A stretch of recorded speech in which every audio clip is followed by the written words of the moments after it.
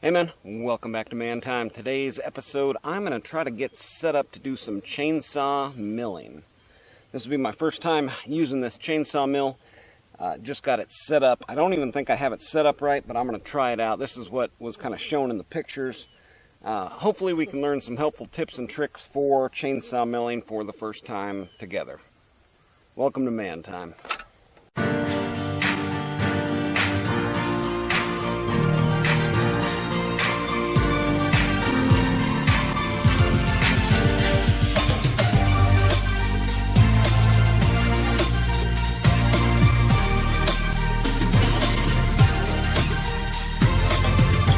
So, a couple of things kind of right off the hop here. This is a Weaver chainsaw mill. It's a copy of the Granberg chainsaw mill, Alaskan mill. The problem I had when I was setting it up, well, one, my dog ate the instructions, so those are gone. But two, the pictures online look like they were inverted. So it looks like the chainsaw is going to ride on this side. And then, of course, the bar, protector is on this side. But that means the chainsaw's upside down, I guess, from where it's at now with the fuel and gas, facing up. It would kind of make more sense to have the chainsaw come in this side and have the fuel and gas, accessible. And I guess I can do that. I've just got to take this off, swap these two around. But that's kind of what the pictures looked like. Somebody was running it from this side.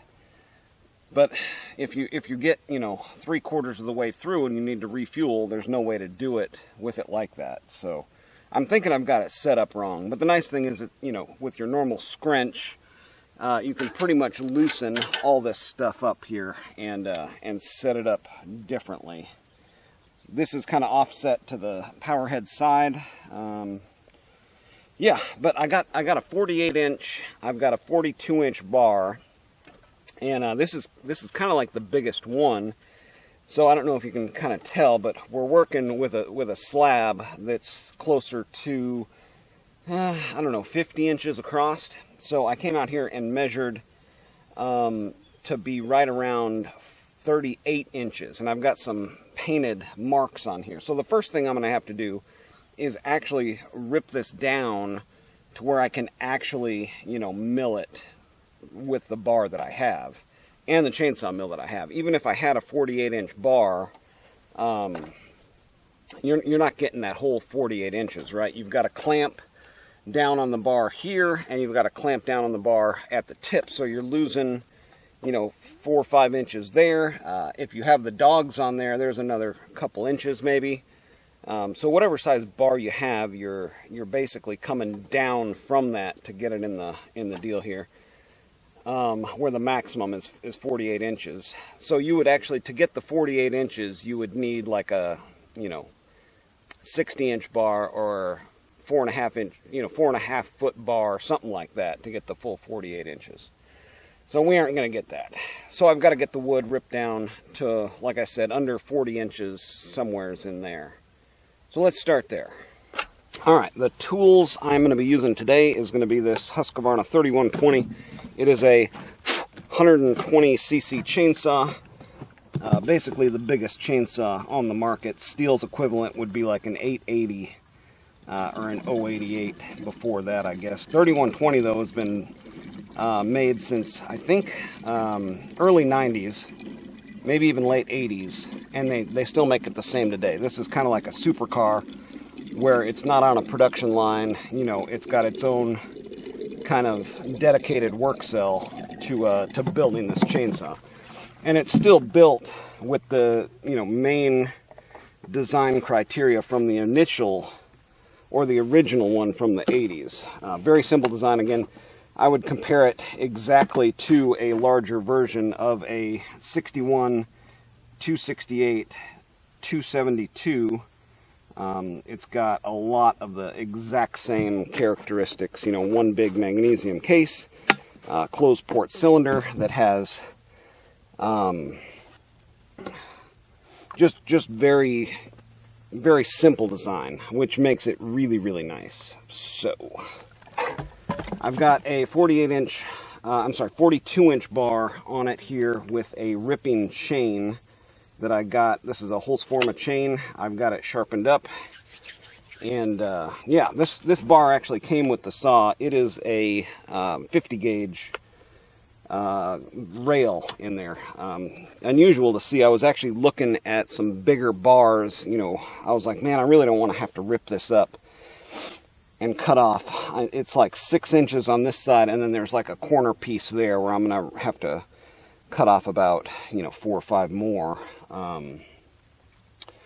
But yeah, we're going to try to rip this in, you know, kind of by hand down this line all the way through. It had a big chunk where a big limb came off of this side. So I'm thinking this is going to be a good side because the wood grain is going to be a little bit more clear on that side. So let's get set up here, see if we can get this monster started. Typically doesn't like choke.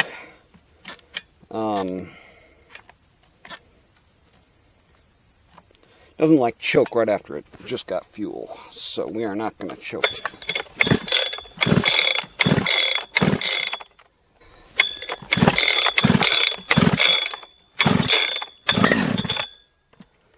There it goes.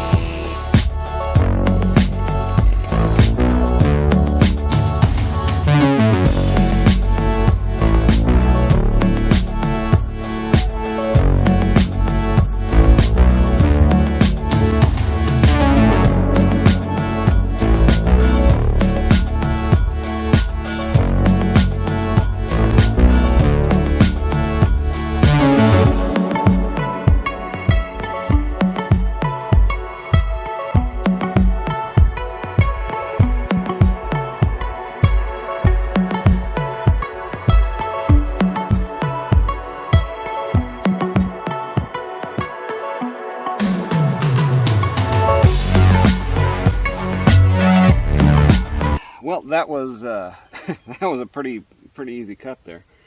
Yeah, this is a heck of a chainsaw, isn't it?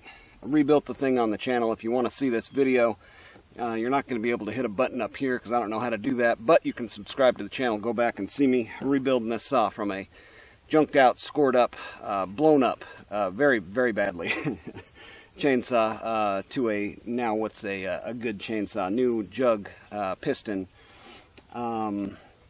Several other things. The intake block was actually melted on this saw, like to the cylinder. It was really bad.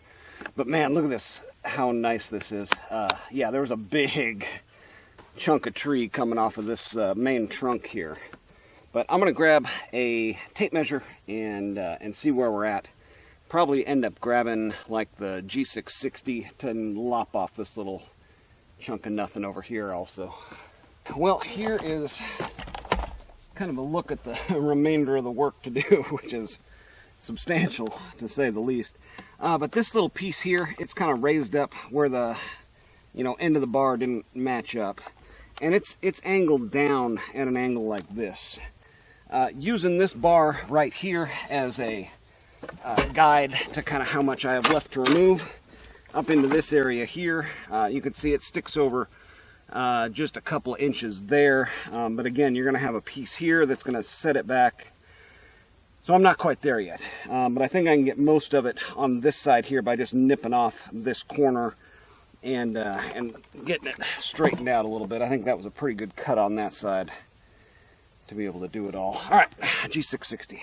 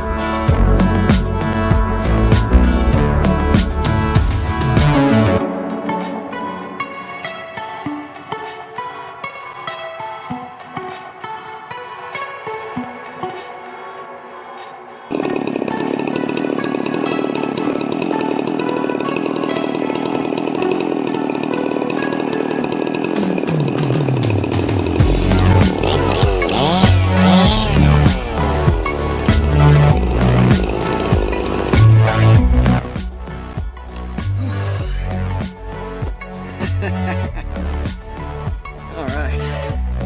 Well, that was, this is a pretty handy saw, I have to say. For as much as I don't like to say I like a clone saw, I do like this one. But anyways, we got a 36-inch bar. We are sticking out there, so 36, 35, 34 should be plenty narrow enough now to start milling with a 42-inch bar. Let's get this chainsaw mill set up and see if we can make a couple cuts. A lot of people will say, well, don't make the video until you're an expert. Well, when you're an expert, you forget about some of the things that you learned going through, like the first couple times you used a piece of equipment, where I think that's beneficial for some people to see other people's mistakes. I mean, that's the ultimate goal, right? Let somebody else make the mistakes and you learn from somebody else's mistakes what not to do. So that's kind of what these beginner how-tos are, is how not to make the same mistakes I did, learn from a beginner's point of view, and then you can go into it knowing the things to look out for on your first time running a chainsaw mill in this case. But many other videos on this channel are similar, where I'm not an expert in anything except designing production systems. Everything else I'm doing on here is not something that is basic practice for me. So hopefully you're learning some things. If you are, make sure to hit that thumbs up and subscribe. Going forward here, we're going to be doing some more milling and lots of other farmstead, homestead type of stuff. So why don't you get out there, have you some man time too.